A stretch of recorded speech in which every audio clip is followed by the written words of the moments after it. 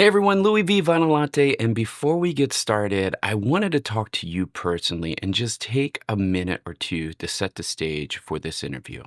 Now, over the last several weeks, there's been a discussion circulating around Supersense and Mastercuts.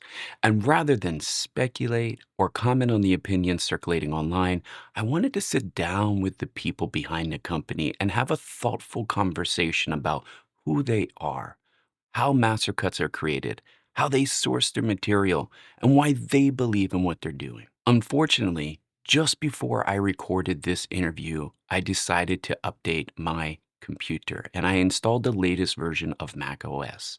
What I didn't know is that introduced a significant problem with my microphone. The entire time, unbeknownst to me, I recorded the interview while my microphone was clipping like crazy. And I spent weeks trying to restore the video. I use professional tools like Isotope. I bought tools online that are supposed to do AI restoration. And I really thought that, you know what, I'm just going to scrub this entire thing and ask the guys at Supersense to re-record it. However, the more and more that I edited the video, the more and more I realized, one, the content here is just too good not to release. Two, I think my audio, while not perfect by any means, is tolerable. And I don't think it's going to hurt your ears or give you a sense of being uncomfortable, but it's not perfect. I also want to state that this is a longer interview. It runs just under 90 minutes. And I think that's intentional here because we took our time. We delved deep into the Mastercut process from beginning to end, and we discussed many of the questions people have been asking. I spent a lot of time to get to know Cornelius and Doc, get behind the product itself, and share that information with you. So if you're curious about Supersense, whether you're enthusiastic about the product, skeptical, or simply just interested in learning more, I encourage you to settle in, watch the conversation from start to finish. I think you'll really enjoy it.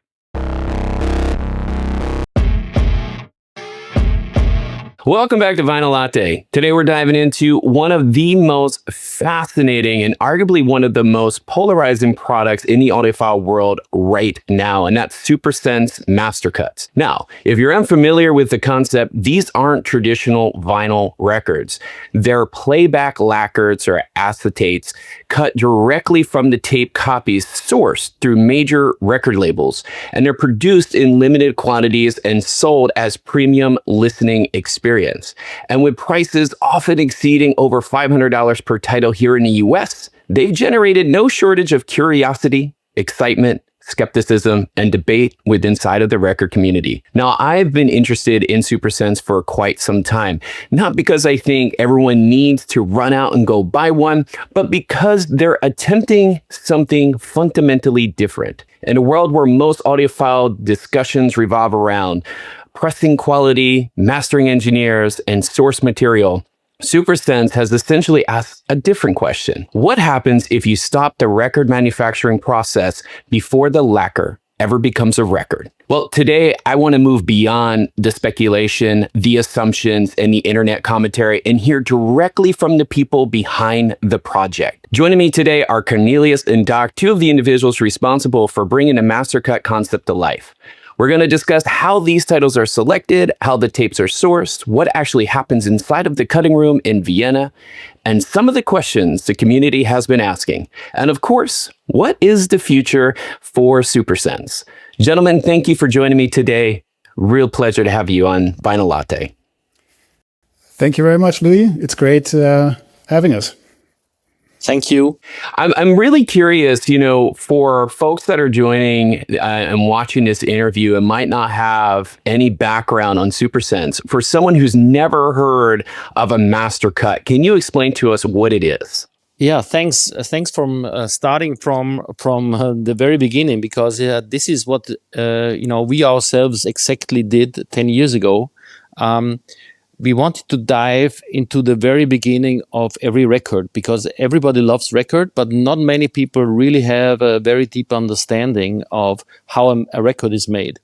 And in the process, over the last 10 years, what we did is basically we just left out step by step until we are basically down to the very first step of every music record produced. And this very first step is the most beautiful step in our understanding, because it's what you do is you have beautiful machines that cut a sound wave with a little knife that is connected to basically something like a little speakers.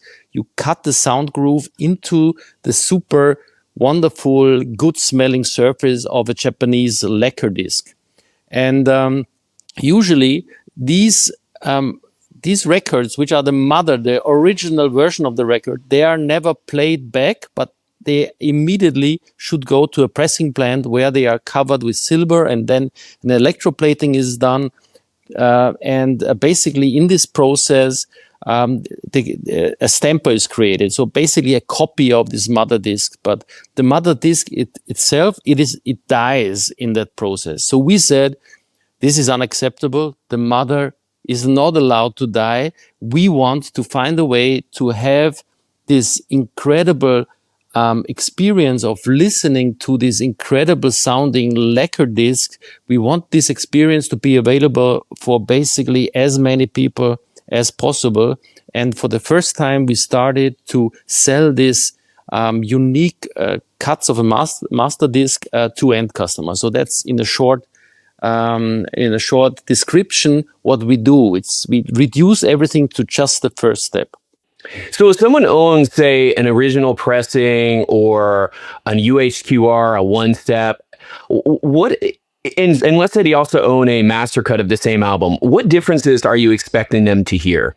Well, I think the differences are, of course, buried in the processing and in the manufacturing steps. As Doc said, we stop at the very first step. We get copies, one-to-one copies from the master tapes, and then we take this tape and we take the information that is stored on this and feed it into our cutting lathe, and then we cut every record piece by piece in real time. So that means what you get is what is on the tape. With an original pressing, you would have all the steps that are in between, cutting a lacquer and then going into the pressing plant and then leaving the pressing plant and getting onto a turntable. There's a lot of things that are added to the sound potentially, and then it's also just the different material and the question how many times the stampers were used, etc., etc. So it's a different sound. I don't want to say it's worse or better. It's just a different sound. It's further away from the master tape.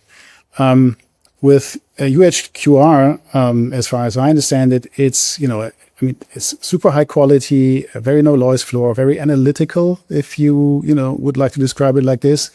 But it has a certain kind of signature to its sound, and with one-step mastering the same. It's all these are great approaches, and you get perfect quality, good quality for your money, but they all have different signatures, and where they add more steps of processing. So that's the difference. And there is one very easy answer to that question also, and you don't have to understand anything. It's because of the surface, it's lacquer and it's not a vinyl.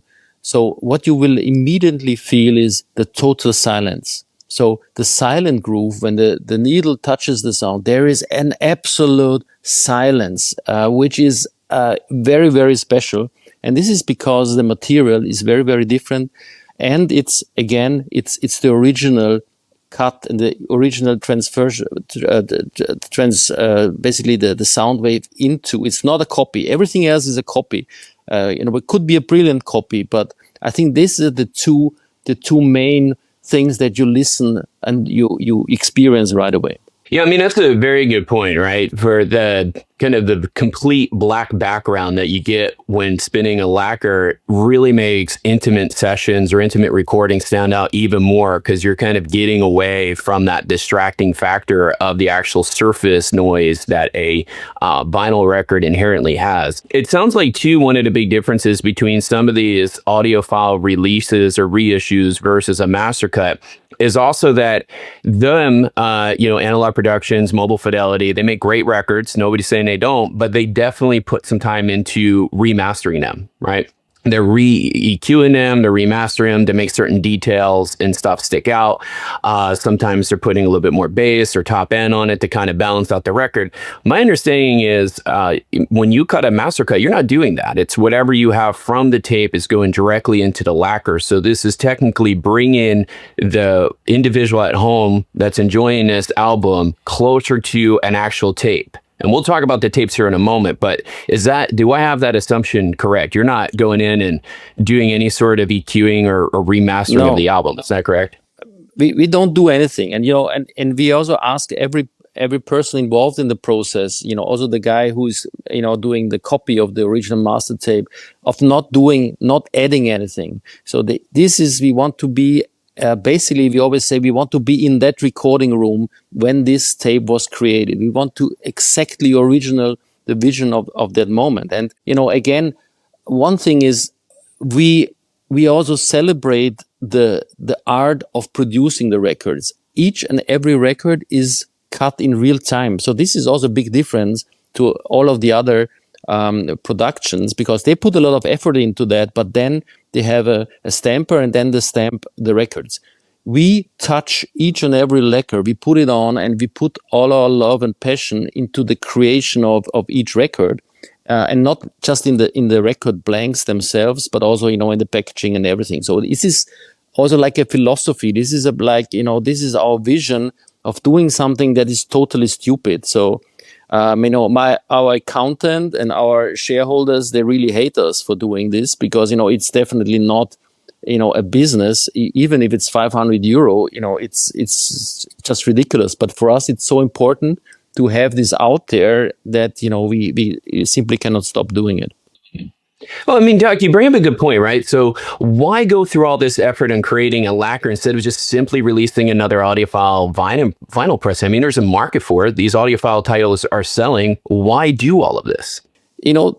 Luckily, the answers, our customers give to us. But, just watching unboxings and receiving emails of people that say, okay, I have now 15 versions of the same recording. And this time, when I close my eyes, I feel like I was in that room, next to the artist performing. That's our reason why we do it. And that's why we can't stop. And, it all started at Bernie Graham, because we talked about the topic, and then he said, hey, okay, then if you really like lacquers, I have to play you a lacquer from the Joshua Tree U2. And I said, wow, you have a Joshua Tree? And then he put it on in the studio, and we were 4 people standing there listening to Joshua Tree, which I have heard, I don't know, 900 times. And in that moment, everybody started crying, and I said, okay, we have to do this. This is a different album. This is unbelievable. It gives you goosebumps everywhere. It's okay. People have to know about this. This is our mission. Yeah, unfortunately, I wasn't part of that trip. But I totally understand how, I think, I assume I understand what Doc felt. Because I had this experience a little bit later when we were testing a pressing of A Love Supreme by John Coltrane against the tape and against a freshly cut lacquer disc, just to see, how we can spot the differences. And it was, to me, the first time I did this kind of blind test, and it was quite easy to pinpoint the pressing, although it was a really good pressing. But for me, it was impossible to tell the difference between the tape and the lacquer in the sound and in the in the liveliness and the separation of the instruments and the voice and everything. I want to kind of go back here a little bit and focus on you two specifically.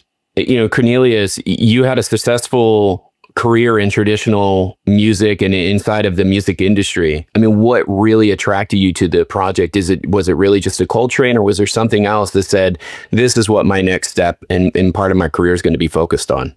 Well, I started I started my work with Mastercut when I was still at Universal Music as sort of a licenser to Doc and his team, because back in 2018, 2019, there were two buzzwords in the industry, and one was direct to consumer business and superfans, who obviously are the ones that are most passionate and also are really willing to spend money on products made by artists.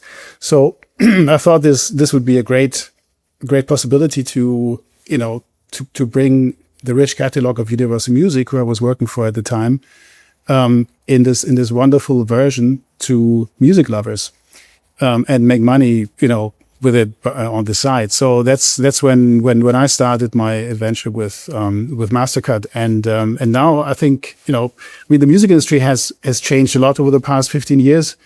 It's a lot about the digital business, probably 80% of the overall income, and it's about playlists, it's about algorithms on the streaming platform side, it's about algorithms on the social media side, meaning if you want to get through with your music to potential fans, you have to cross, that abyss where the algorithms are patrolling. And it's all okay, it's all fine, but I was always drawn to the music itself and to the to the stories around it and recording quality and everything. And I think the more the traditional music industry is moving into a digital a realm, that's fine, because people definitely want to stream music. Nothing against that.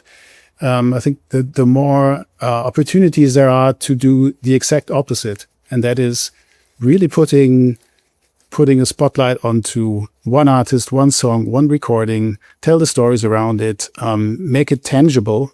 And really fully focus on it, and that's what I feel. That's the philosophy for me behind Mastercut, to make music available to people in a much more tangible way, very focused, like a bottle of just really, really great wine, where you don't have to do anything next to it. Just focus on the taste, give it some time to breathe. Just immerse yourself into the experience. I appreciate that, Cornelius. I mean, it's one of the benefits of records these days is that you actually can visit a whole thought of an artist had in an album and not just play a hit song in streaming, right? You're there along with that journey and that storytelling. So I love that. And I love the fact that you're passionate about bringing that artist closer to the listener in their listening space. Doc, before Supersense and Mastercut, your work was really it was centered around preserving and celebrating analog experiences, whether that was photography, printing, or other disappearing technologies. What is it about analog media that continues to fascinate you, and how did that passion ultimately lead you to the music and the creation of Mastercut? What attracts me to analog technology is very easy to describe. It's one word. It's the so-called magic. Somehow the analog has a magic power that touches people. And in 2008, I was young and even more crazy than now. So we rescued the last Polaroid factory. And what happened then is that suddenly this young generation who grew up digitally, so including my own kids, everybody thought, okay, they grew up digitally, they have their phones, they won't care about Polaroids or vinyls. And suddenly, very surprisingly, it totally changed. And the young generation, they started to fall in love and started to become curious. So since that day, and since this Polaroid factory we rescued back then, and last year this factory produced 10 million packs of film. So, and vinyl sales is going up to the roofs, and many people buy vinyls even if they don't have a turntable. So I said, okay, what's going on? I have to understand, and I don't want to keep analog technologies alive like a dinosaur. What I'm passionate about is to rethink and reinvent and reposition analog technologies in a digital world. And this is why we started with Mastercut, because surprisingly, there is no luxury product in the music world. This was very surprising. Nobody even had the idea to really go deep and start creating, or even think about creating the most valuable original kind of record. So this was a lot of fun to start doing it. And but I only see this as a very beginning. Still, it's a very complicated journey, because the industry, and without Cornelius, I would never have managed to get one single tape. And I couldn't believe it, because all these tapes, they are there. They don't have to put any more efforts. They just have to make it accessible.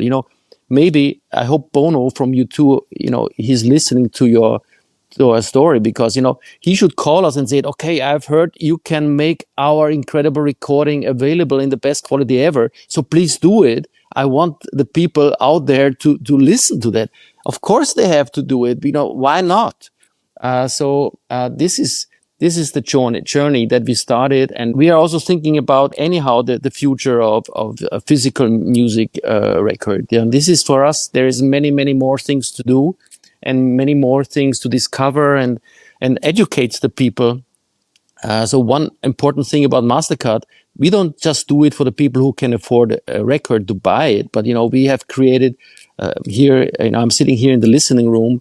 So we want young people who cannot afford it to listen to it, so they have heard about how music can sound. They don't even know about stereo in many cases. So just let's listen to a sound in stereo. You have 2 ears, it makes a difference. So this is about the journey, and this is why we are so passionate about analog technologies. And again, in the packaging, we use a lot of analog technologies. We use a Polaroid, we use Cyanotype, we use letterpress. So we really celebrate all this craft to create our records. Yeah, Doc, thank you for sharing it. I mean, one of the things that is really clear here is the passion you both have in this experience and what lacquers can bring to the music world. And we all know that Bono is a huge Vinyl Latte fan. He watches every episode, so I'm sure he's going to hear your request, Doc, without a doubt. All right. I really want to get into how the sausage is made here. Can you kind of walk us through the journey of a Mastercut title from selection all the way to delivery at a customer's home? Well, yeah, of course. Happy to start, and then, Doc can chime in anytime.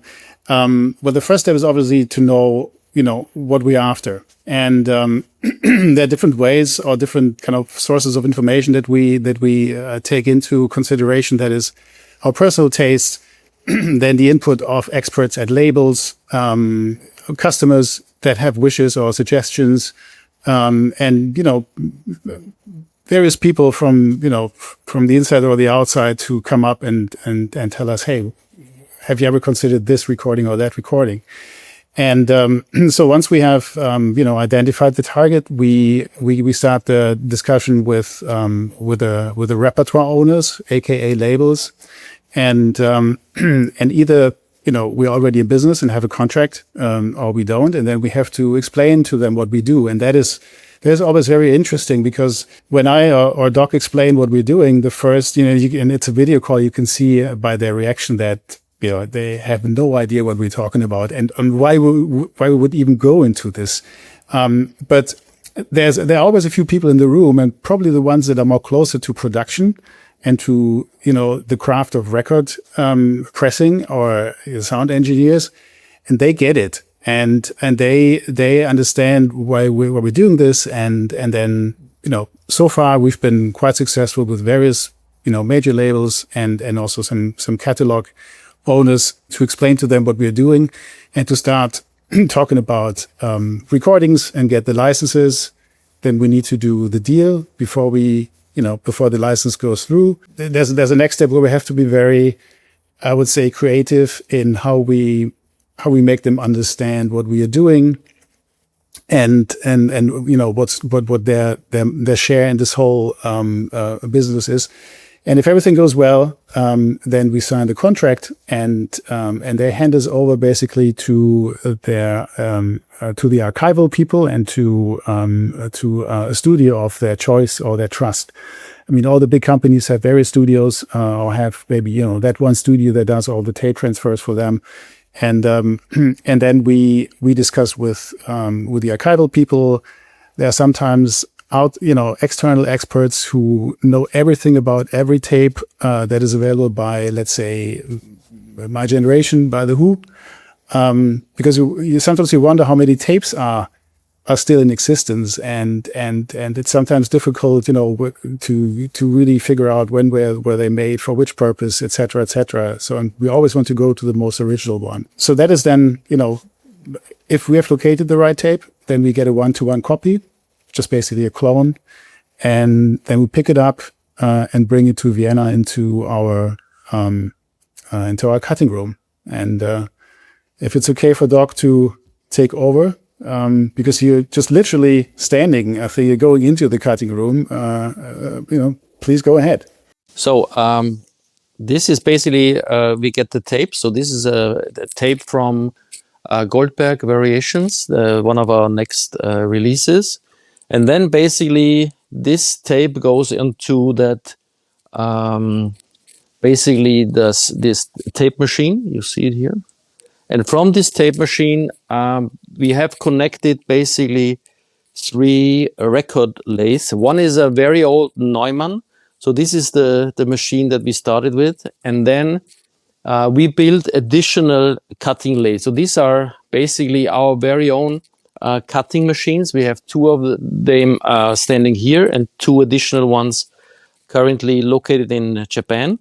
And these are very special because these are all parts of this cutting lathe are developed from us from scratch. So this is very, very unique. It doesn't use any old parts, but this gives us the opportunity from every playback here in that setup, basically cutting three lacquers. So that's the process we do here. And then outside of here, you also see this is our print shop.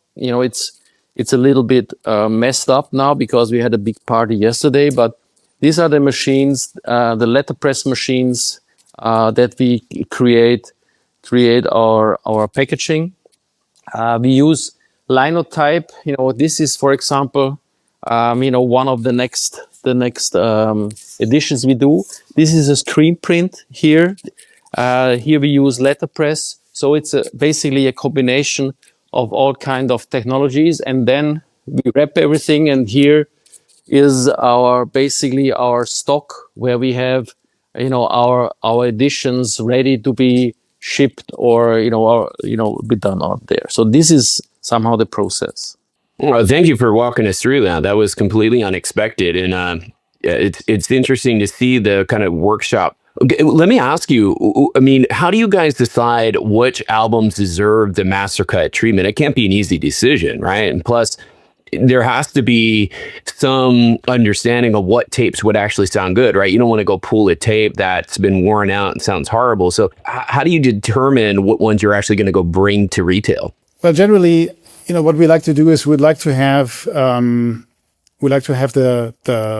milestones of music history as part of our portfolio, but we also would like to unearth the hidden gems and recordings that are sonically exceptional but have never been big hits, for example.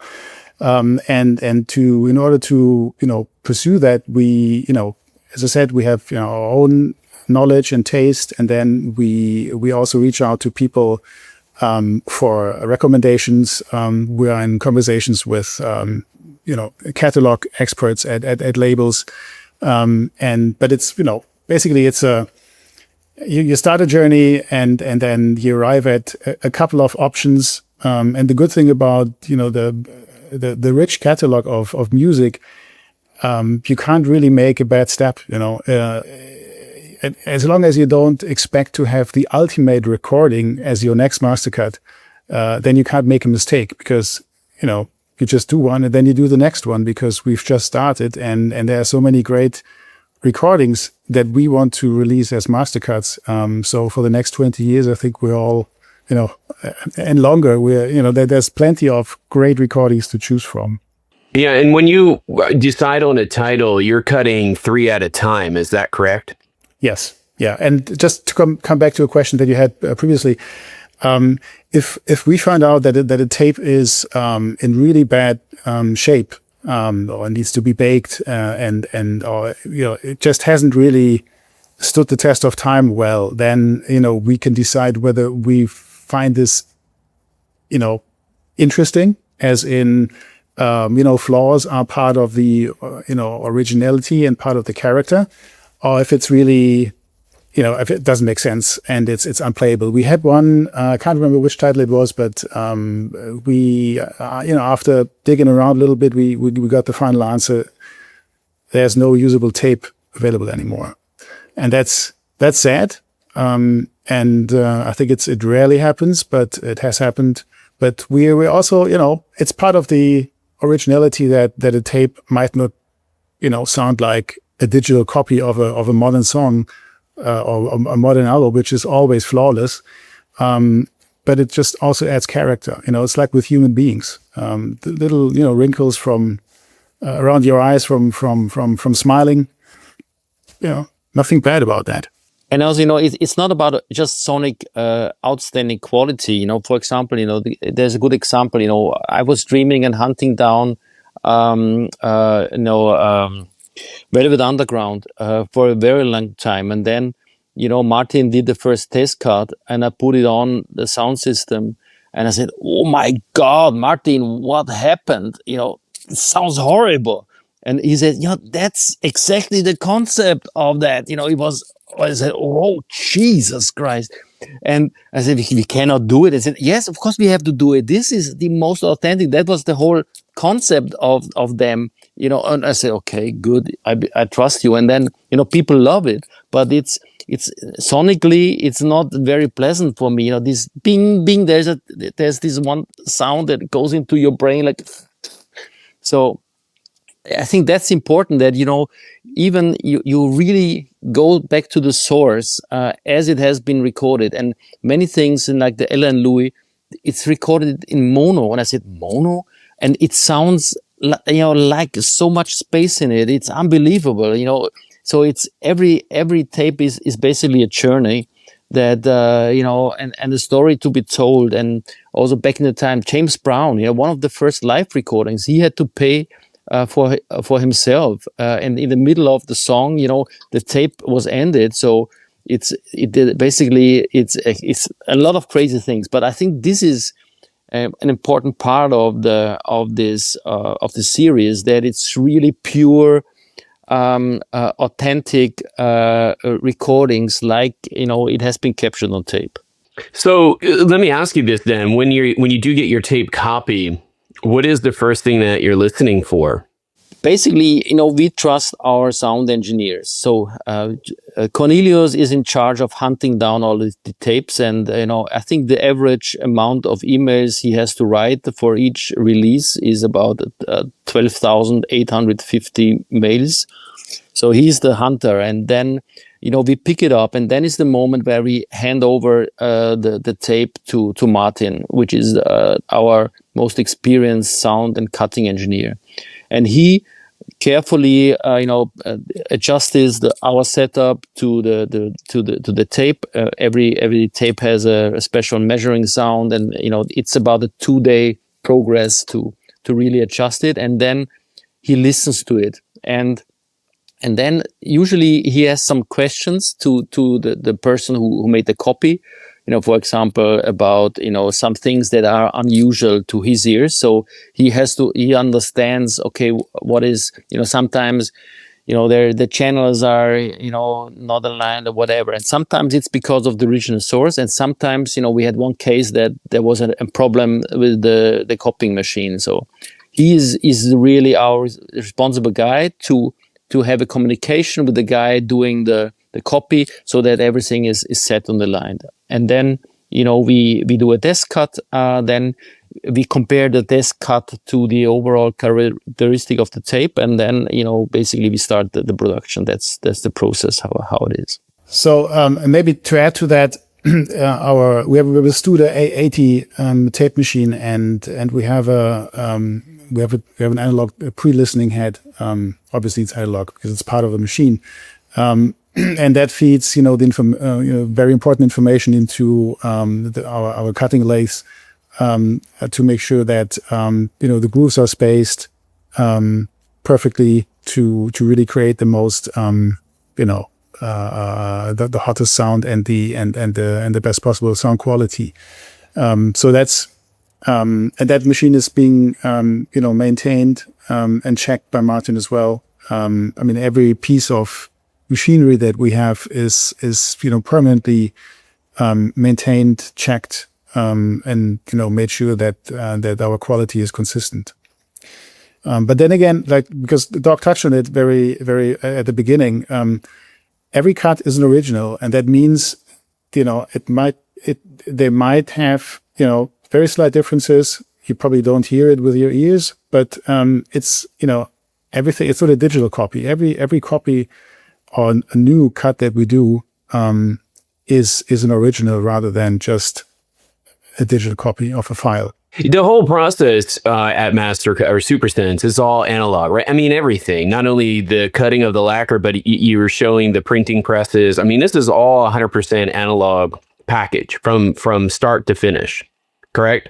Yeah, absolutely. I know there's been some discussions by people who maybe lack the knowledge or the fantasy to imagine what we're doing, but it's everything is analog because it's possible, and that's the way we like it. And adding something digital in between wouldn't really help us do anything. If we would kind of digitally print the packaging or the artwork, why should we do it when we can do it, in our way, in our workshop? And we also, our packaging is designed in a way that we don't even try to make it look like the original album. We stay away from the cover artwork because that's something we couldn't really do in the way it should be done by our means. So we have our own kind of design, our own artwork, and part of the reason why we want to do it, besides that we like it the way it is that we can manufacture everything in-house, analog. Well, the original, if you would reissue the original cover art, you're actually introducing at that point a digital step, right? Because what most people don't understand is those album covers, those photos, they're not necessarily archived. A lot of them are scanned in at high resolution, fixed in something like Photoshop, touched up, and then reprinted, which would take away from the complete analog experience that you're providing for the user, right? And part of the fun for me, if anybody's watched me unbox a Mastercut record, is that everyone's unique, right? When you open that box and go through all of the artwork that's included in that package, it's a unique experience for each record. Even the way you present it is never done the same way. Out of the 4 Mastercuts that I have, each packaging internally is completely different from the other. So it's not like the same old booklet or the same old bit of information. Each one is its own unique experience, which personally I really like it. And then this also, gives us the chance to use completely different material. It's very open paper. It's, we want to really have a tactile, good smelling. I see you have the Japanese edition, so you're very lucky because it's the fastest selling out product we ever had. But this is the fun part of it.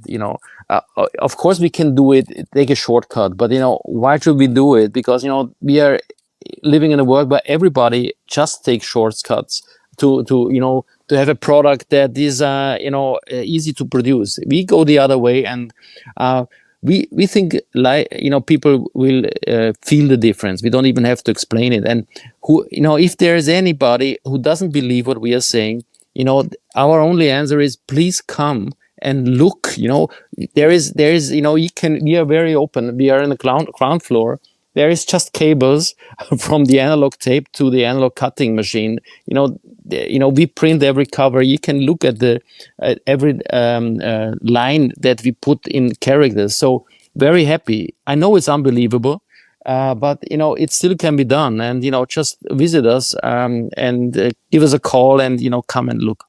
Well, I'd like to spend some time here and tackle some of the questions from the community. You've kind of hinted a little bit on it, Cornelius, but I really would like to revisit it, because one topic that's generated a lot of discussion online is around source material. And I know we kind of touched on it a few times here, but I just want to make sure we're crystal clear. Can you walk us through exactly what source is used to create a master cut? Are these the original master tapes? Are they copies of master tapes? Are they EQ'd copies? What is the source? Or does it change per album? No, the source is always a one-to-one copy of the master tape. And as I said previously, we work together with the archival teams of the rights holders, and also with the cutting engineers who are doing the transfer, to make sure that we get really one-to-one unedited copy of the tape. We then, it's being done, it's being listened to, it's being checked by the engineer, and then it's ready to get picked up by us. So that's it. And it's actually, it's rare that these things happen, but that's only because no one is asking, or very few people are asking them for a copy of the master tape. And yes, they are precious with it, because it's it's kind of the crown jewels, and you can't expect to get a yes just because you're asking. You have to make a good case, and you have to be a trustworthy person. Now, I guess it helped that I was working with Universal Music for a quarter of a century almost, and then once you have done this a couple of times, and you can present a certain catalog and some names, then other people start to take you serious as well, or trust in what you're doing. So it's a unedited copy of the master tape that we're getting, and then I think that the next important question is, what happens next? How many times can you play this tape? Because in the analog world, things just tend to fade, whether you play them or you just store them. It's the same with oil paintings that you hang on your wall. It's the same with, the the really good wine. It's the same with photographs. So all we can do, and all anyone can do, is just take, the best approach and the most precautions to make sure it's stored well, it's handled well, and it's preserved well. And one of the engineers I was speaking to the other day, and I can't name his name, but he said, he's been handling tapes that are over 50 or 60 years old, and they are, most of the time in pristine condition. And then there are, sometimes you get hard disk 4 years old. They don't even spin up. It's a discussion, about preservation and how to archive media that is, pretty big. But it shouldn't really center only on how many times you can play back a tape, because that depends. I mean, there are, most of the people I talk to who also and who either handle tape professionally, or who even manufacture tapes as their business, they will tell you that it's absolutely possible to play back a tape between 60, 70, or 100 times if the setup is well maintained, and if everything is optimized, without without showing any issues or flaws or tape wear. It's something that we also monitor, and again, that's where Martin comes in. And we only had to reorder a copy so far from Love Supreme, because that's where we did the most cuts from. Because as we are a young business, we haven't cut thousands of records. From one recording. I mean, we are limited to 999 copies ever with every recording. That's kind of a self-imposed limit. And for most of the titles, we are somewhere between 100 or 200 that we did with Love Supreme, one of our first recordings that we did. We're past that mark, and we've ordered a second copy for that. So it sounds like you're almost cut to order then. You're not burning out 999 copies the moment you get that case and put them in storage. yeah, exactly. Okay. Yeah. So I want to go back to what you mentioned earlier, just to further get clarity on this, because I know it's going to be a sticking point for folks watching this episode. You mentioned you request the original master tapes. Now, if the master tape is no longer usable and they're using a copy of that tape, I'm assuming that's what you get. You're leaning on the label's archivist to pick the right tape for the make to copy. Is that correct? Yes, I mean there's probably there are two kinds of people that we need to rely on. That's the label's archival teams that are real experts, and then there are some outside experts who have exceptional knowledge about a particular recording. These people most of the time have either worked as producers or also, in catalog departments of the labels, or were working at the time when the recording was new. So we tried to find out people who have expert knowledge about what we're going to cut, in order to make a best effort to arrive at the most original tape. So with Love Supreme, for example, there were two tapes. There's a tape that was in the vault in the US, and which was the original master tape that's been played many times. And then there was a tape that was stored at, I think, in the Abbey Road studio, and just surfaced a little bit later, which was in probably objectively fresher condition than the original one. We still went for the original one because we thought this is the most authentic that we can get, and basically, that was at this point of time more important to us than a tape that was in arguably a better shape. And additionally, we trust the people, but what we also always ask is the person doing the copy to take pictures of the tapes, and on these pictures, you have basically all the information, and you right away see, okay, this is the original tape that they pretend of doing it, because this is our process, because we need these images, because it's also part of our packaging. So that is also another layer of being sure that they really hunt down the original tape. So that's the two things. One topic that's generated a lot of discussion online is the possibility of a digital step somewhere in the chain. Can you walk us through exactly where digital is and is not used in the creation of a master cut? For example, if a tape requires restoration, repair, or special handling, is there digital processing ever considered, or is the process always maintained entirely in the analog domain? Everything that has to do with the lacquer and the music is 100% analog. And if the tape needs to be restored, or if the tape has flaws or issues, then the only thing that we decide is, do we still use it or do we not use it? Because it's too problematic to really play it and cut it on a master cut. But we do nothing with the sound that is on the tape. We get a copy of the tape, we put it on, and we try to reproduce exactly what's on the tape onto our lacquer discs.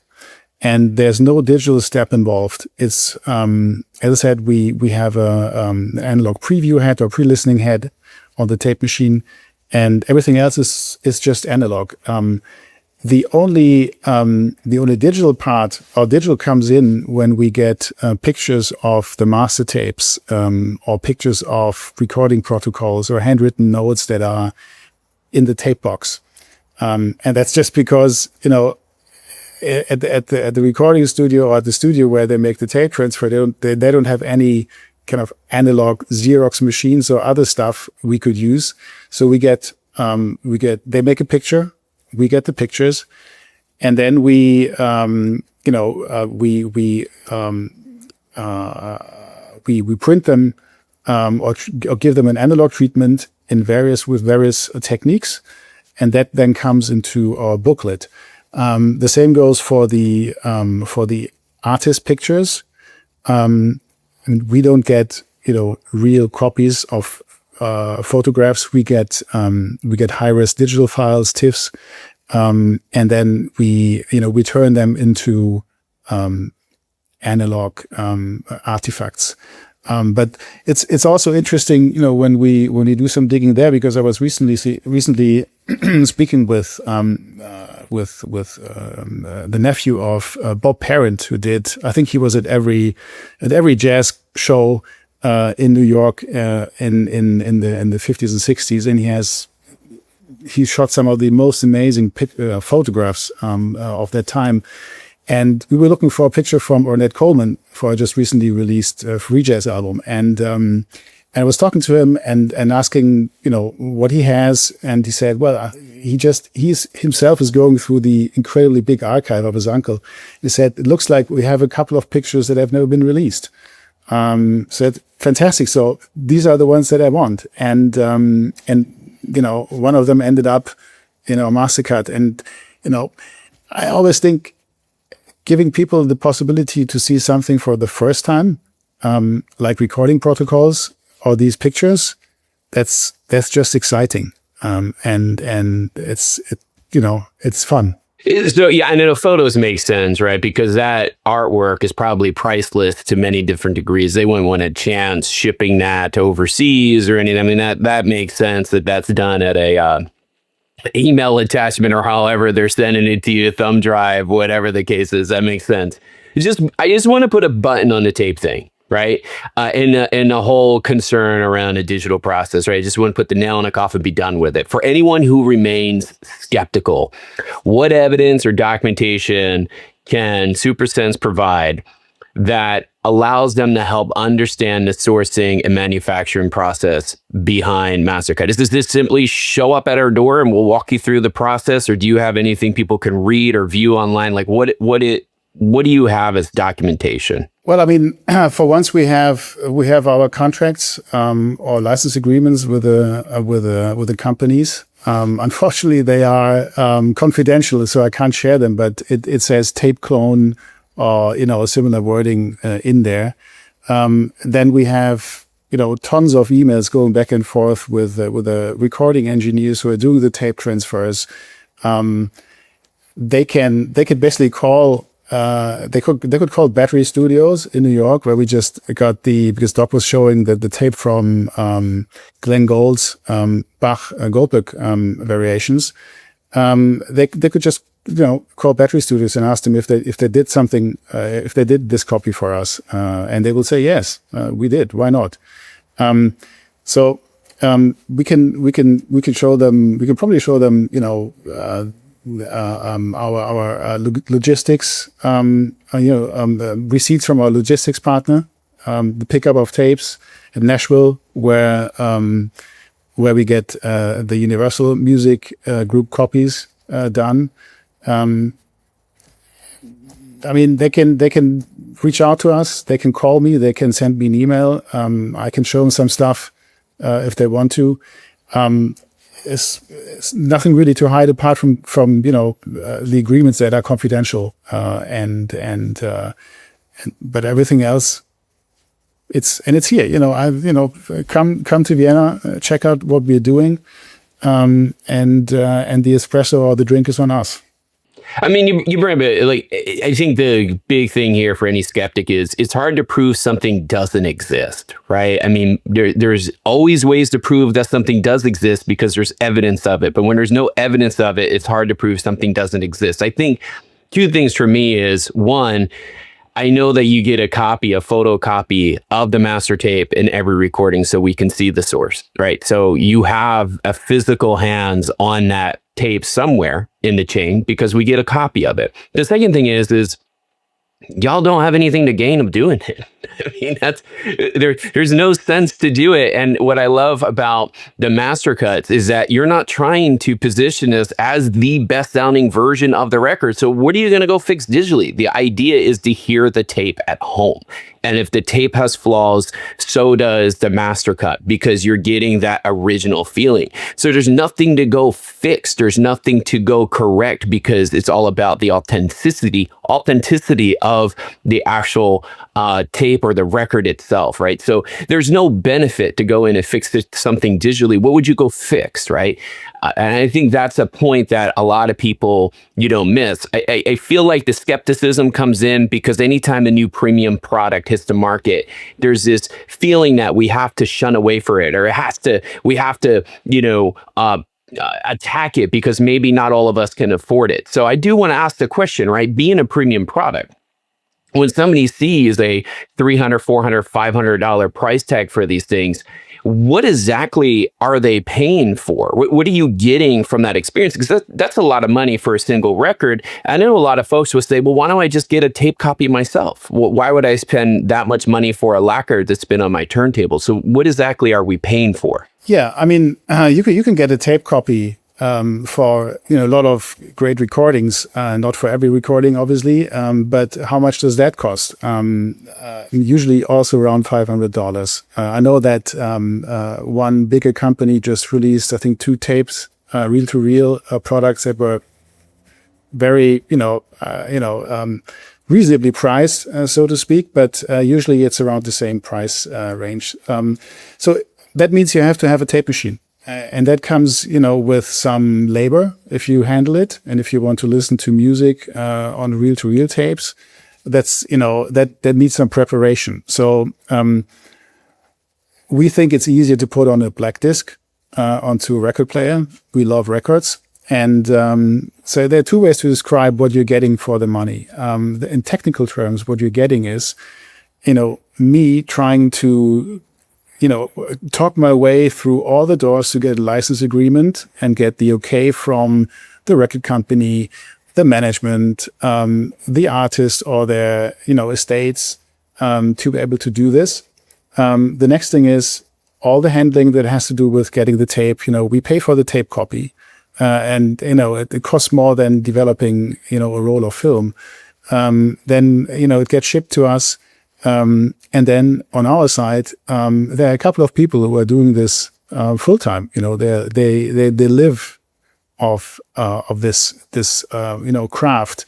And there's the machinery, there's the room, and also it takes it takes time to create one Mastercut. It takes the amount of music, the time the music plays on this disc to cut it, and then as it's not it's not a huge industrial plant where we're doing this in.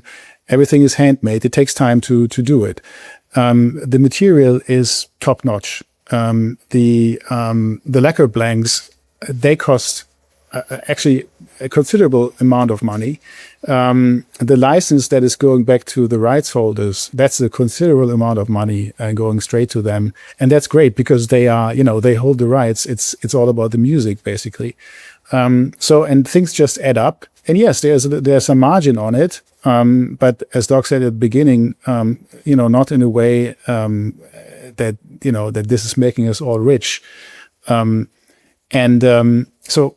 that's what you get from a technical point of view. Doc would describe it probably differently. He says for that amount of money, you get as close, you get into the recording studio at the time of the recording, or into the control room when they signed off on the final mix and put it and recorded it to tape. So getting closer to recording, this is what we provide. And when you compare it to, again, a bottle of wine, I mean, how many people are spending? I mean, I've never spent $500 on a bottle of wine, but I know many people do. And it tastes great, I'm sure, but you're done after. You can only drink it once, or you go to a show with your wife, or good friend of yours, and including parking and all the extras, and maybe you buy a T-shirt. That's $500 for two people easily. It's a great experience, yes. But a Mastercard you can definitely listen to more than once. And that might be also one of your next questions. How many times can you play a lacquer without? That's right. Yeah, I was going to say, because at that price point, right? I mean, the big fear is that you're only going to be able to play this once. It's only going to sound great the first the first time or the second time you play, and then it's going to sound like crap because you're going to wear out the grooves. Or if you have it sitting on your shelf for 5 to 10 years, it's just going to fall apart. So, yeah, how many times can you play it? How long does these things last? Well, a friend of us Alexei from Corf Audio, who is quite rigorous in his approach, and he automatically test played a lacquer a couple of years ago already, one of our cuts, 103 times, and it's all available. I mean, the way he did it and the results are all available on his website, Corf Audio. We also have a link on our website that goes out to his website, and then did a spectral analysis of the first play, I think the 50th play, and then the 103rd play, and then did an overlay of the graphs, and it was essentially the same. There was some very, very slight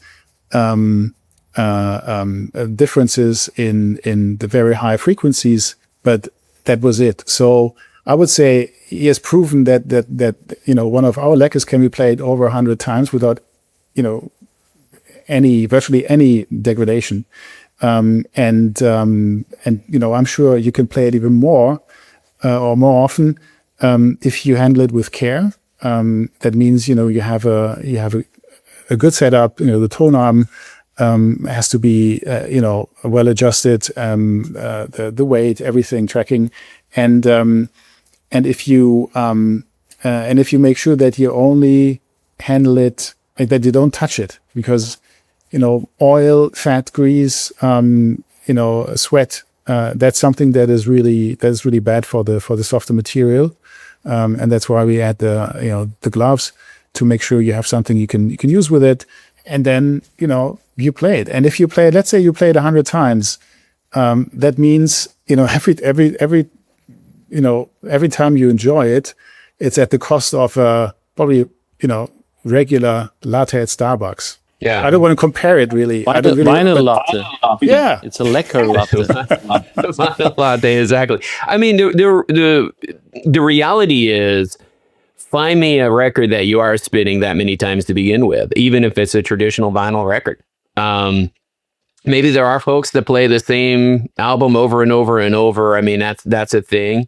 But I can tell you, most collectors that would probably be your ideal customer probably have a decent collection, and I don't think I'm gonna spin all the records I have in my room 100+ times. Otherwise, I'll never get to listen to my entire collection, right? I never think, oh, I just listened to this 4 times this week, let me grab it again and spin it a 5th time. I'm thinking, what else can I spin that I haven't heard in a while, or maybe I've acquired and I haven't listened to? So I'm with you. I think the wear down of the lacquers is on point. It might have been an issue earlier in record playback when tables weren't as precise, or maybe weren't calibrated, or people didn't care and they would dig into grooves because they had nickels on their tone on their head shell and things of those natures that just probably beat a lacquer to death. But I always try to remind people that have that fear of, just look at Fremer.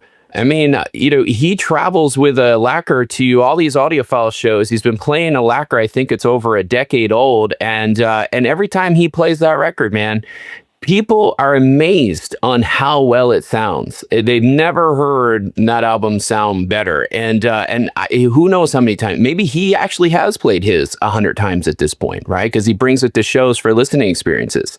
But people still think it's one of the best sounding versions of that album. Or maybe he has 100 copies of that lacquer and it just fools all of us, Obvious. But it sounds amazing. That's the thing.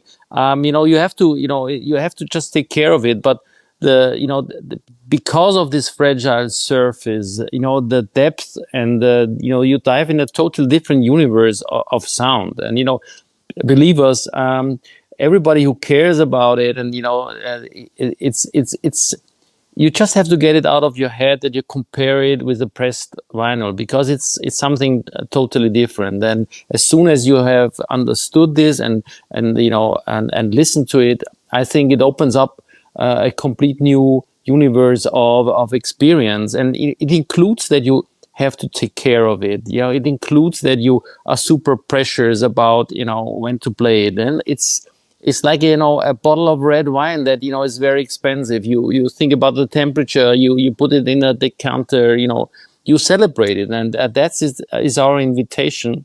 And it's unbelievable, because we have sold many thousands, not many thousands, but thousands of Mastercuts over the last years, and to the most picky and hardest expert in the world. But we hardly ever receive any problem.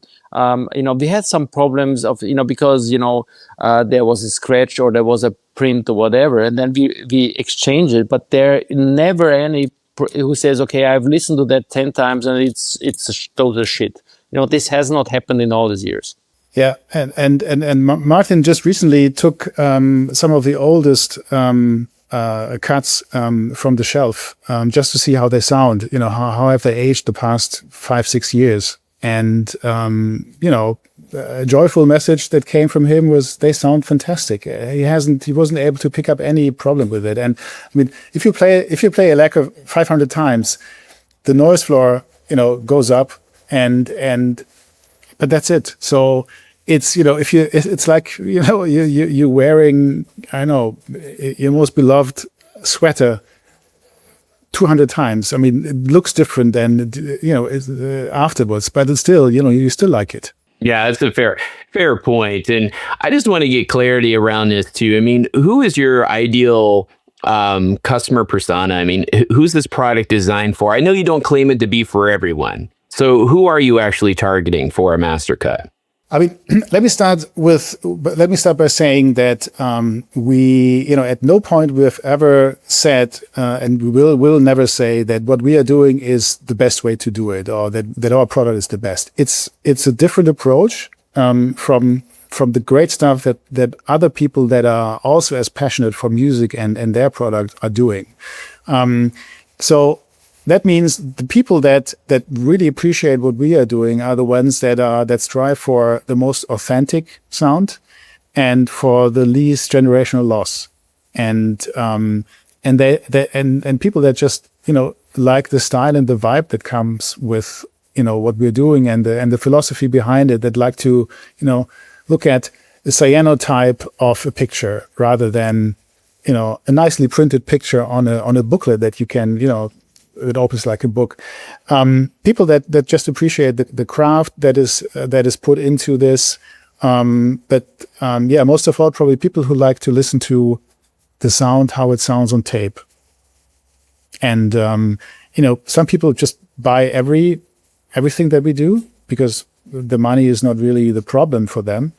And other people, they might buy one, but still do an unboxing video or tell people about it and really have fun listening to it. And then there are people who would never spend the money on this because they don't think it's worth it, and that's totally fine. I would never criticize them. And but it's I wouldn't call it a luxury product because in my opinion, luxury products sometimes are a lot of marketing and a lot of image and okay craftsmanship.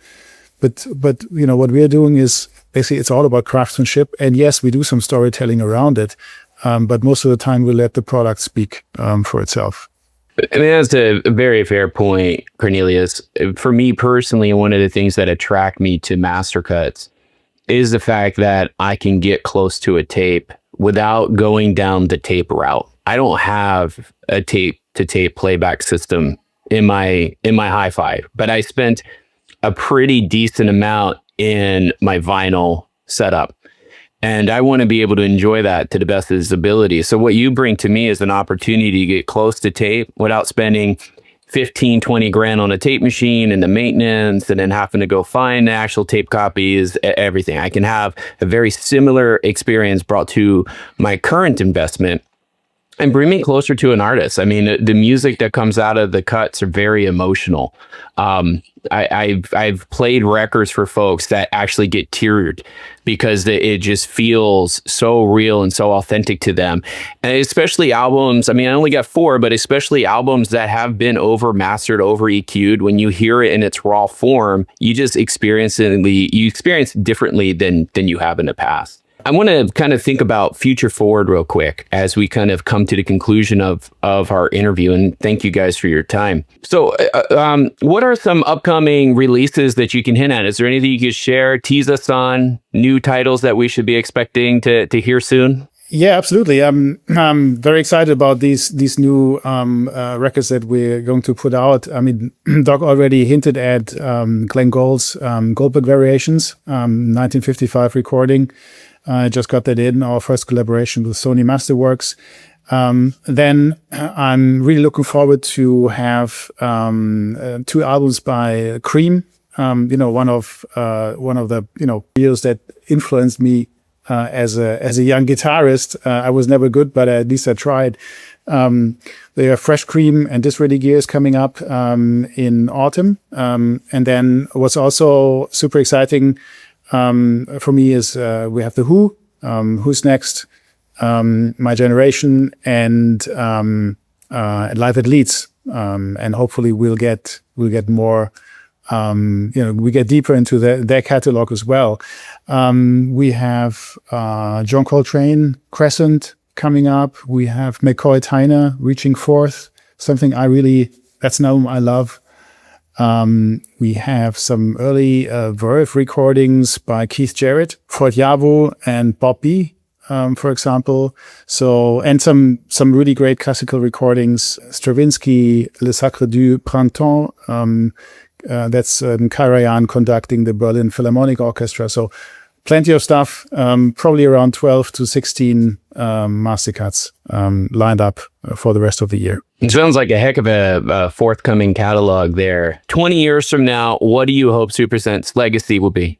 Okay, this is a question that will take another hour to answer. It's a lot that we have to do, but definitely on the very top is we see Mastercut as a very important first step in a development or in a big journey of how the future of a physical medium can look like. So for example, we would love to develop a product that is more affordable for a broader audience. That's one of the topics we are working the last 6 years to come up with new ideas, because we see this incredible passion of the next generation customers, so including my kids. They love Mastercut, but they cannot afford it. It's the barrier is too high. So it will not take 20 years, but I think maybe it just takes 2 more months. But we will start introducing other high quality products that get this incredible magic of analog technology. Also, out into the hands of young customers, and also, new approaches regarding environmental friendly aspects, because pressing vinyl is not at all, very environmental friendly, and all these topics. So we have a long list of dreams we have to make, come true. And, if you allow, we will keep you closely updated on each and every step. So maybe we can have discussions even before the next 20 years. But, I think it's super, super interesting to think out of the box and maybe even change a little bit industry and come up with new approaches other than just streaming. Thank you, gentlemen, for your time today. It's been great to get behind the scenes at Supersense. We hope to have you back on again in the near future.